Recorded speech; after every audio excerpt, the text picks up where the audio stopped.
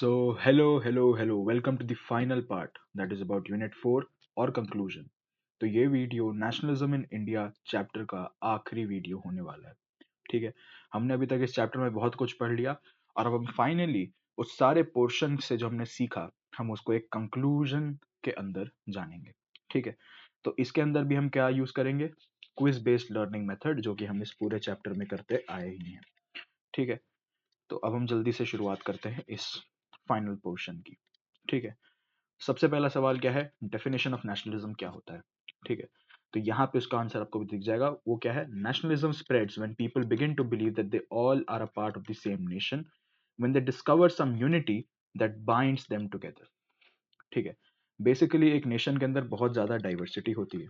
ठीक है, हम ये सब जानते हैं। इंडिया के अंदर एक बहुत ही डाइवर्स नेशन, हम बोलते हैं कि यहाँ पे बहुत सारे कल्चर हैं, रेसेस हैं, एथनिसिटीज हैं, भाषाएं हैं, बहुत सारी चीजें हैं। ठीक है, लेकिन कॉमन चीज क्या है? हमारी आइडेंटिटी एज एन इंडियन।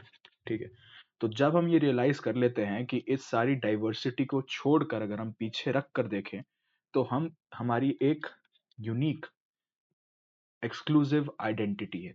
तो जब हम ये आइडेंटिटी डिस्कवर कर लेते हैं हम कहते हैं कि हमने नेशनलिज्म की भावना जो है उसको पकड़ लिया है।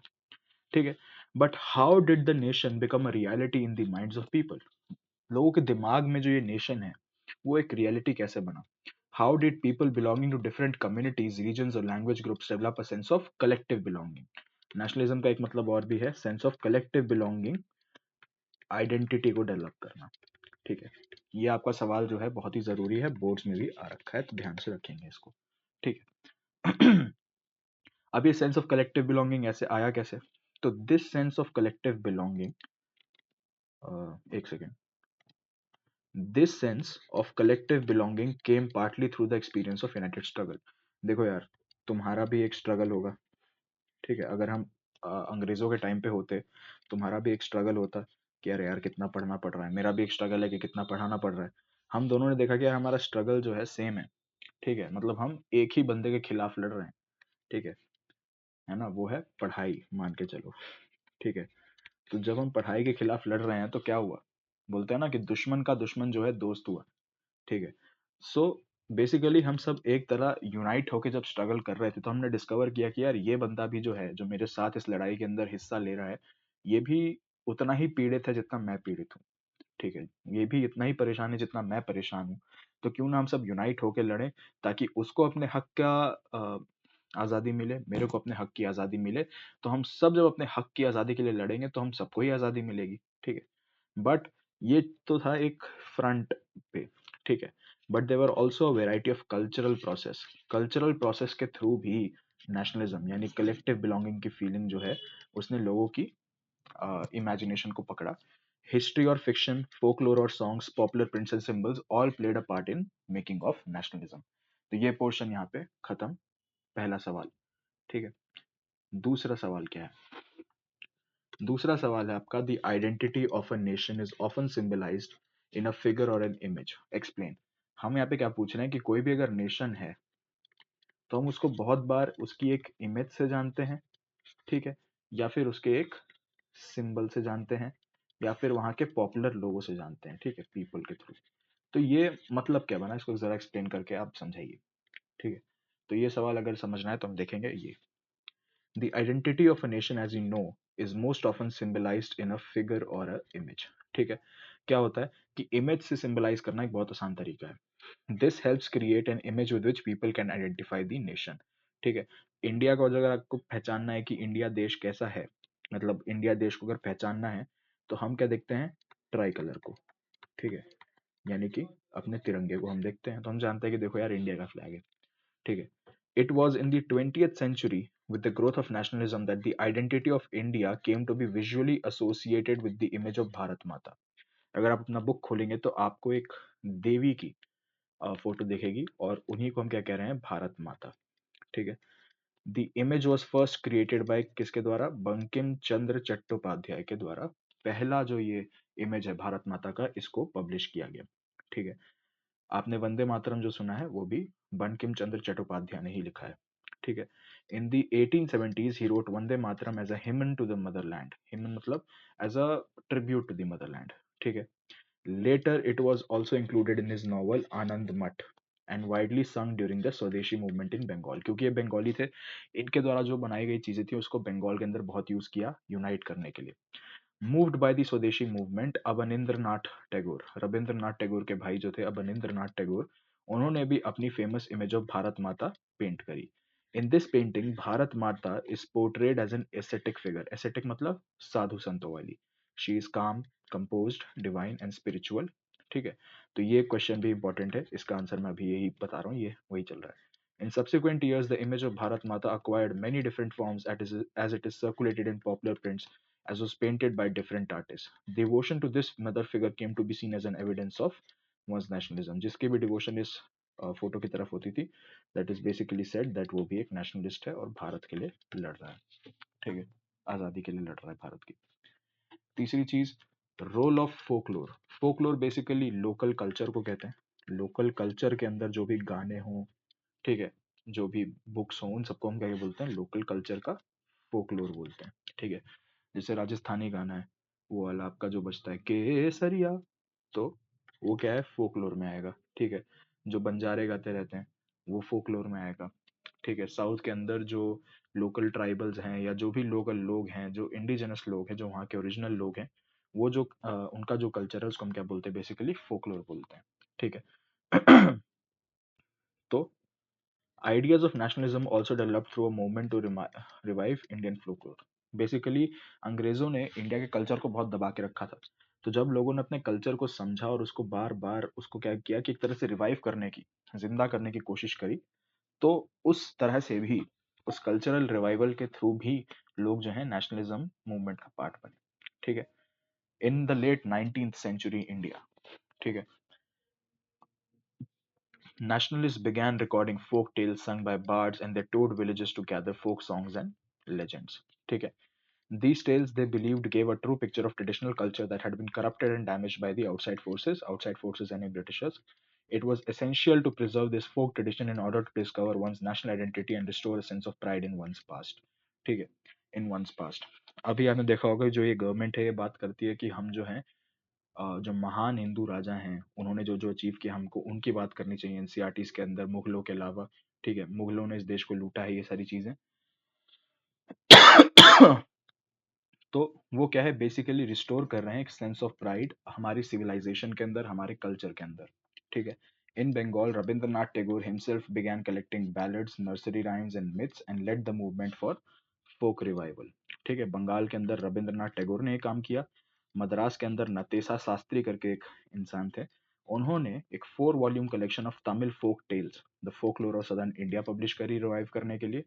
ही बिलीव दैट फोकलोर जो है एक नेशनल लिटरेचर है, यानी हमारी ये देश की धरोहर है, और इसको हम सबसे ज्यादा trustworthy manifestation of people's real thoughts and characteristics, यानी लोगों को अगर हमें समझना है तो हमें इसको समझना पहले चाहिए, तब जाके हमें समझ आएगा। फिर है कि ट्राई कलर कैसे आ गया यार। तो जैसे जैसे नेशनल मूवमेंट डेवलप हुआ ना, तो नेशनलिस्ट लीडर्स जो थे वो more and more aware of such icons, वो ज्यादा से ज्यादा इस आइकन के बारे में समझने लगे, इसके इंपॉर्टेंस को, सिंबोलिज्म को समझने लगे, लोगों को एकजुट करने में। ठीक है, तो during the Swadeshi movement in Bengal, a tricolour flag red green yellow, सबसे पहले क्या बना था, रेड ग्रीन और येलो का ट्राई कलर बना था। ठीक है, was designed, it had 8 lotuses, इसके अंदर क्या थे, 8 लोटसेस थे, और ये क्या करता था, ब्रिटिश प्रोविंस जो इंडिया के अंदर थे उसको रिप्रेजेंट करता था।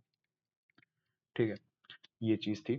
और फिर एक क्रेसेंट मून जो था, एक क्रेसेंट मून, वो मून जो सबसे पतला बनाते हैं ना, ये वाला ऐसा दिखता है जो थोड़ा सा, ये क्या था, हिंदूज और मुस्लिम्स को दिखा रहा था।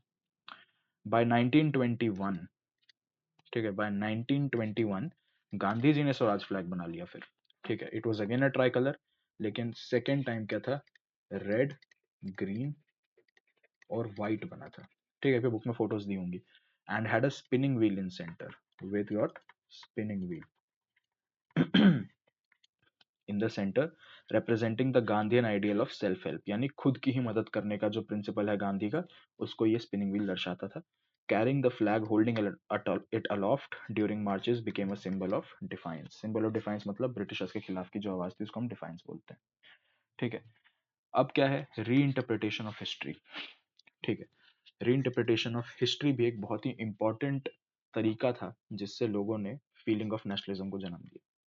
By the end of 19th century, many Indians began feeling that to instill a sense of pride in the nation, Indian history had to be thought about differently. इतना इंपॉर्टेंट पॉइंट नहीं है, बस वही चीज़ है जो हमने बात करी, तो हम इसको हटा देंगे. ठीक है. तो हुआ क्या कि जो ब्रिटिशर्स थे, the British saw Indians as backward and primitive incapable of governing themselves. Britishers का एक लॉजिक ये था कि इंडियंस जो है वो सिविलाइज्ड नहीं है. इंडियंस सिविलाइज नहीं है, हम इनको ये सिविलाइज करेंगे. ठीक है. ये बैकवर्ड और प्रिमिटिव हैं, यानी कि बहुत ही आदम बाबा के जमाने के लोग हैं. इनकेपेबल ऑफ गवर्निंग देमसेल्व्स, खुद का राज नहीं कर सकते. तो हम क्या करेंगे, वही करेंगे. In response Indians began looking in the past to discover India's great achievements. तो बहुत लोगों ने क्या किया कि बताया कि देख यार, चंद्रगुप्त मौर्य भी हमारे यहाँ से ही है. ठीक है. तो उसने तो इतना बढ़िया राज किया, उतना बढ़िया क्या बोलते हैं, गवर्नेंस किया. मोहनजो दारो, हड़प्पन सिविलाइजेशन, ये सब भी हमारे यहाँ है. तो इंडियंस ने क्या किया, पास्ट के अंदर इंडिया की अचीवमेंट्स को गिनाना शुरू किया. ठीक है. They wrote about the glorious developments in ancient times when art and architecture, science and mathematics, religion and culture, law and philosophy, crafts and trade had flourished. Basically India और China की यही एक common बात थी पुराने time में कि बहुत ही बड़े बड़े सिविलाइजेशंस थे और इन सारी फील्ड्स में, art, architecture, science, mathematics, religion, culture, law, philosophy, crafts में बहुत ज़्यादा आगे थे. तो ब्रिटिशर्स ने इंडिया को तो यही बोल के कह दिया कि भाई तेरे को तो कुछ आता नहीं है, हम सिखाएंगे. लेकिन इंडियंस ने क्या बोला कि अबे सुन, बाप को मत सिखा, हमें सब आता है. ठीक है, हमने बहुत बार, बहुत पहले कर लिया. ठीक है. This glorious time, in their view, was followed by a history of decline when India was colonized. ठीक है. इंडियंस ने बोला कि देख भाई, जब तू थैली में था ना तब हम पहली में थे. ठीक है. तो इंडियंस ने ये बात सिखाई अंग्रेजों को और उनको दिखाया कि देख भाई, हमें सब आता था. तो this glorious time in their view was followed by, और फिर उन्होंने बताया कि देख भाई, जब से तू आया ना तब से हमारी दिक्कत शुरू हो गई है. ठीक है. These nationalist histories urge the readers to take pride in India's great achievements in the past and struggle to change the miserable conditions of life under British rule. Problem क्या थी इन चीजों में. ठीक है. These efforts to unify people और not without problems. ठीक है. यूनिफाई करने में भी दिक्कतें थी. इंडिया की जो मेजोरिटी है वो हिंदुओं की है. ठीक है. तो जो सिंबल्स थे वो ज्यादा से ज्यादा हिंदूज को अट्रैक्ट करते थे. ठीक है. तो मुस्लिमों को लगता था कि यार ये उनके धर्म के खिलाफ है और उनका जो कल्चर है उसको उतना आगे नहीं दिखाया जा रहा. तो when the past being glorified was Hindu, when the images celebrated were drawn from Hindu iconography, then people of other communities felt left out. जो भारत माता है उनको एक देवी की तरह दिखाया गया है. देवी माता जो है उनको हिंदुओं में ज्यादा वर्शिप किया जाता है. ठीक है. तो ये जो चीज थी ये मुस्लिम्स को थोड़ा सा अटपटा सी लगती थी और वो उतना ज्यादा लेफ्ट आउट फील करते थे बहुत ज्यादा. ठीक है. ये चीज दिक्कत थी. फिर आते हैं हम कंक्लूजन वाले पार्ट पे. देखो, कंक्लूजन में ज़्यादा कुछ नहीं है, जितना मेन पोर्शन था वो यही था आपका. ठीक है. तो कंक्लूजन अगर आप खुद भी पढ़ लोगे तब भी हो जाएगा, पर मैं, ड्यूटी है मेरी तो मैं कर ही देता हूँ. ठीक है. कंक्लूजन में क्या था, growing angers against the government, colonial government was thus bringing together various groups and classes of Indians into common struggle for freedom in the first half of the 20th century. ठीक है. जो भी struggle थे उसके चक्कर में लोग एक दूसरे के साथी बनते जा रहे थे. कांग्रेस ने महात्मा गांधी के साथ मिलकर बहुत सारी ग्रीवेंसेस को ऑर्गेनाइज मूवमेंट में बनाया इंडिपेंडेंस के लिए. Through such movements the nationalist tried to forge a national unity, but as we have seen diverse groups, वही चीज़ है कि डाइवर्स ग्रुप्स जो थे वो एनसीएम, सीडीएम को अपने हिसाब से इंटरप्रेट करते थे और उनके अपने अपने विजन थे, अपने अपने एस्पिरेशंस थे जिसको लेके वो मूवमेंट में पार्टिसिपेट करते थे. ठीक है. As the grievances of wide ranging freedom from Canadian rules also meant different things. उनके लिए हर फ्रीडम का मतलब जो था हर चीज़ के लिए अलग था. जैसे पेजेंट्स के लिए अलग था, इंडस्ट्रीज का था कि बिजनेस के लिए जो रिस्ट्रिक्शन है वो हट जाए. पेजेंट्स के लिए था कि रेवेन्यू जो है वो थोड़ा वो हो जाए, उसका सीन सॉर्ट हो जाए. The Congress continuously attempted to resolve differences and ensure that the demands of one group did not alienate other. Congress ने ये कोशिश करी कि जो पेजेंट्स हैं, इंडस्ट्रियल क्लास है, सारी चीज़ें, इनके जो डिमांड्स हैं उनको ब्रॉड कैटेगरी में बना के सबके हित की बात करी जाए. This is precisely why the unity with in the movement often broke down. ठीक है. लेकिन ऑब्वियसली पॉसिबल नहीं है, तो बहुत लोग जो हैं एक दूसरे की डिमांड से थोड़े से खुश नहीं रहते थे और मूवमेंट ब्रोक हो जाता था. The high points of Congress activity and nationalist unity were followed by phases of disunity. कभी कभी थोड़े टाइम के लिए लोग बहुत ज़्यादा यूनाइटेड रहते थे, फिर हम देखते थे कि बहुत ज़्यादा डिस्ट्रस्ट और डिसयूनिटी है. ठीक है. और यही सब चीज़ें हैं. इसका एट द एंड क्या है कि एक बेसिकली एक नेशन था जिसके अंदर बहुत ज़्यादा डाइवर्सिटी थी और बहुत सारी वॉइसेस थी. सबके लिए अपनी अपनी फ्रीडम थी. ठीक है. सबका अपना अपना चांद, सबकी अपनी अपनी आंखें. ठीक है, वही बात है। इसी नोट पे ये चैप्टर जो है फिनिश होता है। आई होप आपको ये चैप्टर बहुत पसंद आया हो, मेरा पढ़ाने का तरीका बहुत पसंद आया हो। अगर आया है तो लाइक करें, कमेंट करें अपने डाउट्स को या जो भी चीज़ें हैं, शेयर करें और मोस्ट इम्पॉर्टेंटली सब्सक्राइब करें। Thank you, let's meet you in the next chapter.